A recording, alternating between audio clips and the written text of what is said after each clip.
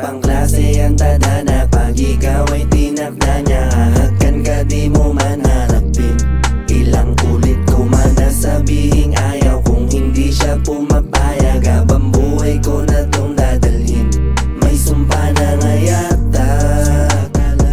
Pinanganak ako para maging isang magaling. May sumpa na nga yata. Pinanganak ako para maging isang magaling.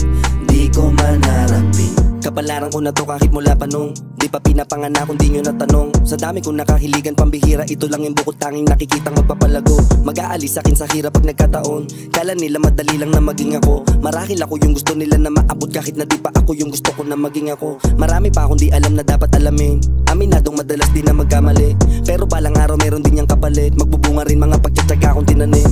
Di ako nainip nung panahon na hindi pa ko kilala. Imbes na mainggit ay pinili makisama hindi ko inakala na posible rin pala akong tinitingalan tala. Ibang klase ang tadhana pag ikaw ay tinakda niya. Hahagkan ka di mo man harapin. Ilang ulit ko man nasabihing ayaw kung hindi siya pumapayag. Habang buhay ko na tong dadalhin, may sumpa na nga yata. Pinanganak ako para maging isang magaling. May sumpa na nga yata.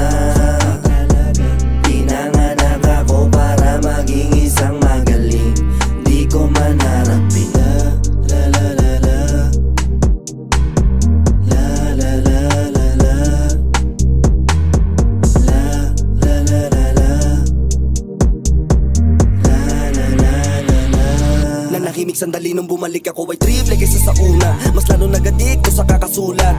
Lana ko paki sino mang mangupal, lalo na kung di ko ikakausad. Madalas sarili ko na lang kausap, bilang lang sa daliri nakakadaupan. Nang palad mas lalo pa ako naging mautak. Mula nung ako ay naging isang magulang, di na ako maisahan ng mga tuso sa paligid. Ang puso ko'y sa tapang na lang din na sa pag-ibig. Mga walang sinabi madalas na may sabihin. Baka pag pinansin ko palalo lang di tumigil. Dire-diretso lang wala akong balak manatili. Babagal lang ako pag dumaan sa makikitid. Matakin nyo lang ako, yan nga yung gusto kong masilip. Yung ubad na katotohanan tagumpay ang aking siyang kasiping. Ibang klase ang tadhana pag ikaw ay